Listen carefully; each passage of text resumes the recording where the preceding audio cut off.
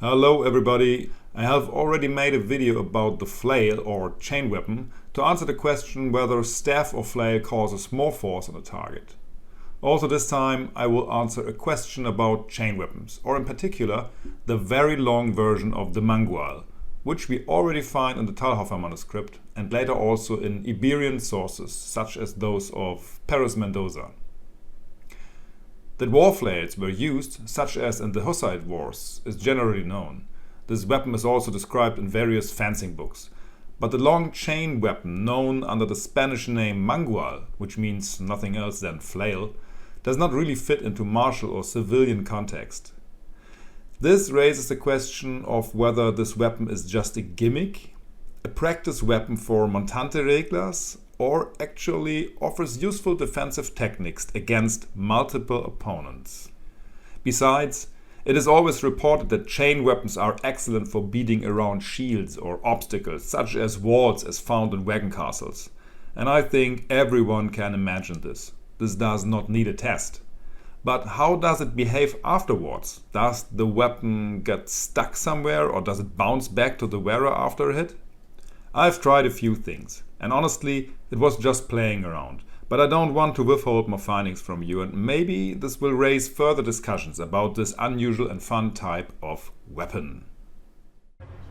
First of all, I have built a dummy, a training weapon with tennis balls at the end, attached to an X-staff.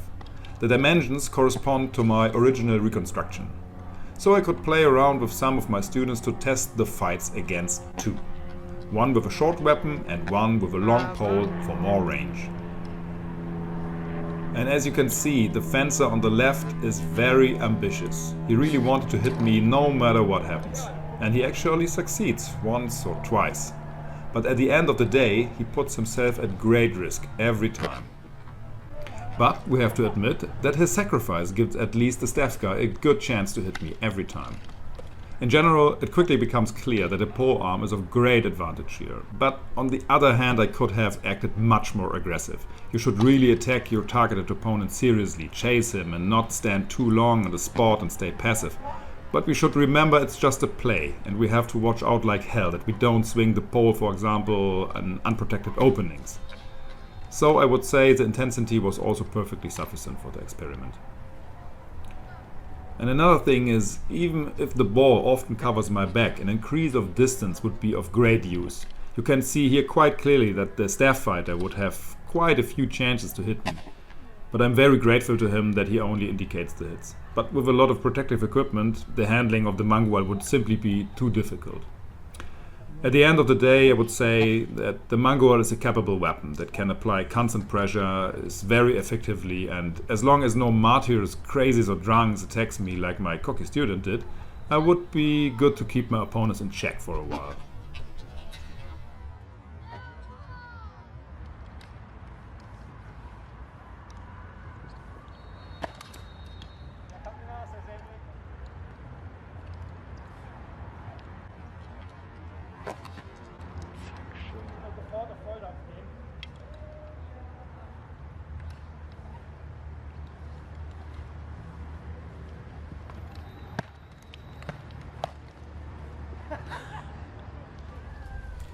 What we've also seen is already that I'm tangled again and again after a hit on my opponent, or my Mangual knotted so much that you could not get out of it fast enough.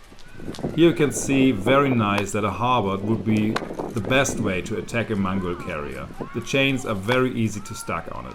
Maybe with a second halberd guy, because if the chain was thrown around the axe and can't be loosened easily, the single fighter has a problem too, right? So pole weapons and spears have a good range. But you get stuck here rather less. Of course it depends on your head, so maybe ox tongue spears or partisans. Okay, that's just like a halberd. But with a normal spear, this happens to me only once with my simulator with the thin ropes. With the chain you always slides off.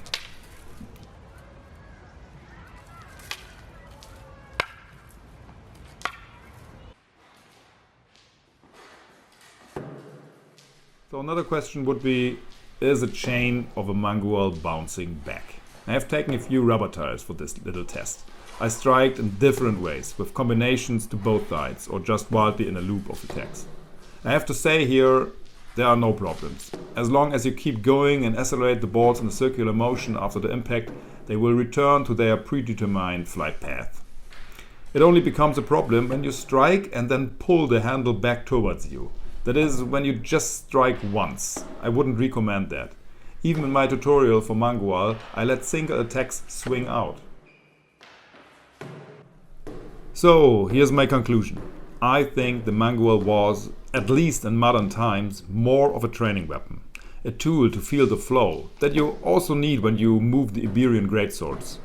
But nevertheless, this weapon was certainly an exotic exception that was used here and there in a serious dispute. The 3-part chain, for example, is totally needless for pure practice purposes, but in a serious case it increases the hit area enormously. An indication for a military use? For self-defense? Yes, maybe.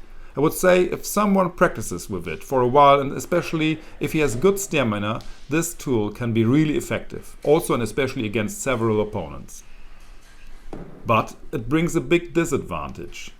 It's only offensive. Parrying with the weapon is almost impossible. Controlling the opponent's weapon is difficult, so overconfident opponents and long weapons are a real problem. Deterrence is the guiding characteristic of defense here, so psychological rather than direct with the weapon. But hey, there's no ultimate solution anyway. It's just fencing.